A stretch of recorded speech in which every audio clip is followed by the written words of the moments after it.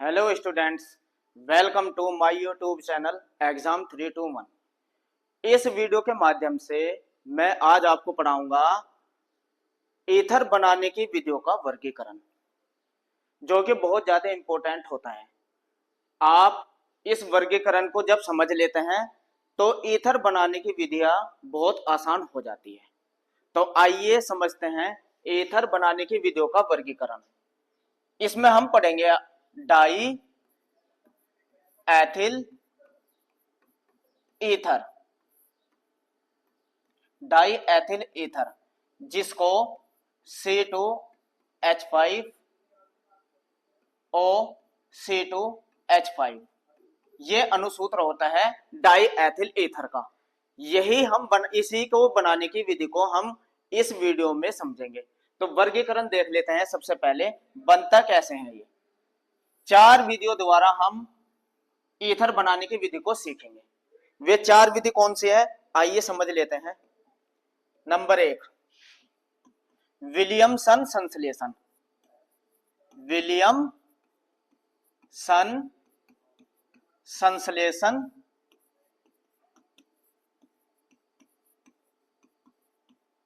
विधि।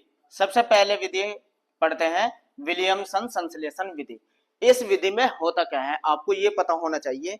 इस विधि में जो एथिल अल्कोहल होता है या सोडियम एथॉक्साइड, सोडियम एथॉक्साइड, अब इसका अनुसूत्र बताऊंगा क्योंकि अनुसूत्र याद होने बहुत जरूरी है। सोडियम एथॉक्साइड की क्रिया एथिल आयोडाइड से करा देते हैं। एथिल आयोडाइड,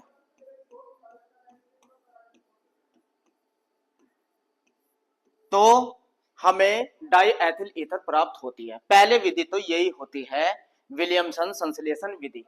इस विधि के द्वारा आप डाई एथिल ईथर को बहुत ही आसानी से बना सकते हैं। सबसे पहले आपको करना क्या है, आपको तत्वों का पता होना चाहिए कि किस पे विलियमसन संश्लेषण आता है, तो कौन से तत्व की उसमें आवश्यकता होती है। तो पहला तत्व होता है सोडियम एथॉक्साइड। सोडियम एथॉक्साइड का फार्मूला जो होता है ये भी आपको पता हो। सोडियम एथॉक्साइड इसको लिखते हैं C2H5ONa। ये होता है सोडियम एथॉक्साइड का फार्मूला। आप फार्मूले जरूर याद करिए। जब फार्मूले याद हो जाएंगे तो रिएक्शन अपने आप बनानी आ जाएगी। दूसरा, एथिल आयोडाइड का फार्मूला क्या होता है, C2H5I। यह होता है एथिल आयोडाइड। इन दोनों को मिलाने से डाई एथिल ईथर प्राप्त होती है। आइए दूसरी विधि भी समझते हैं, दूसरी कौन सी है। चलिए अब देख लेते हैं दूसरी विधि। दूसरी विधि में एथिल अल्कोहल से बनाते हैं हम, एथिल अल्कोहल से प्राप्त करते हैं die ethyl ether. Ethyl alcohol से, इसको औद्योगिक विधि भी कहा जाता है। ये इसकी औद्योगिक विधि भी कहलाती है। अब आप समझिए ये कैसी होती है, कैसे बनता है ये औद्योगिक विधि, इसको भी समझिए। इस विधि में क्या कहता है, जो एथिल अल्कोहल होती है उसकी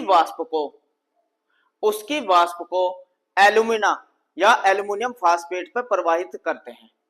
एथिल अल्कोहल की वाष्प को, जो वाष्प होती है, अब आप ये समझिए, उसकी वाष्प को हम कहां प्रवाहित करते हैं, एल्यूमिना पे, उच्च दाब पे। दाब होना चाहिए उच्च दाब पर। एल्यूमिना कहते हैं Al2O3 या एल्यूमिनियम फास्फेट। एल्यूमिना की जगह आप एल्यूमिनियम फास्फेट भी ले सकते हैं, AlPO4, एल्यूमिनियम फास्फेट भी ले सकते हैं। तो इस तरीके से डाई एथिल ईथर प्राप्त हो जाती है। ये वर्गीकरण आप समझते जाइए तो फिर आपको कोई परेशानी नहीं होने की। तीसरी जो विधि है आप इसमें पढ़ेंगे, मोस्ट इंपोर्टेंट विधि है वो भी, उसको भी समझिए। तीसरी विधि में आप एथिल अल्कोहल से ही बनाएंगे। एथिल अल्कोहल को सांद्र H2SO4 प्लस सांद्र H2SO4 की उपस्थिति में गर्म कर देंगे। इसको अवतरित ईथर भी बोलते हैं।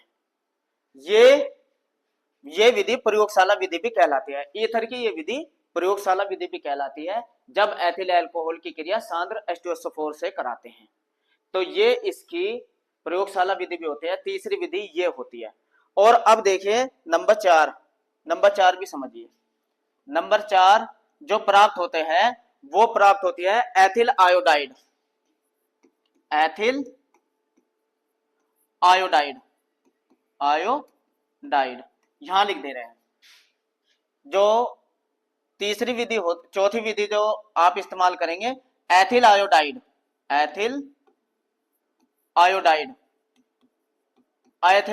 से बनाते हैं। इसकी वाष्प को एथिल आयोडाइड जो लेते हैं इसको सिल्वर ऑक्साइड पर प्रवाहित करते हैं, या इसकी क्रिया silver oxide Ag2O silver oxide पर प्रवाहित करने पर या अभिक्रिया कराने पर डाई एथिल ईथर प्राप्त होता है। इस तरीके से ईथर बनाने की आपके कोर्स में ये 4 विधि है। नंबर 1 विलियमसन संश्लेषण विधि, इसमें मैंने आपको समझा दिया सोडियम एथॉक्साइड पर एथिल आयोडाइड की क्रिया कराने से ईथर प्राप्त होती है। दूसरी विधि एथिल आयोडाइड यानी कि C2H5I। एथिल आयोडाइड का जो फार्मूला होता है C2H5I।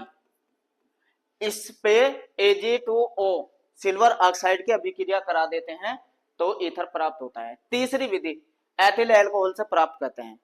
इसमें क्या कहते हैं, जब एथिल अल्कोहल की वाष्प को उच्च दाब पर एल्यूमिना की उपस्थिति में या एल्युमिनियम फास्फेट की उपस्थिति में प्रवाहित करते हैं तब डाई एथिल ईथर प्राप्त होता है। और चौथी जो विधि होती है नंबर 4 एथिल अल्कोहल से ही प्राप्त करते हैं, ये प्रयोगशाला विधि भी कहलाती है। इसकी अभिक्रिया जब सांद्र H2SO4 से कराते हैं तो डाई एथिल ईथर प्राप्त होती है।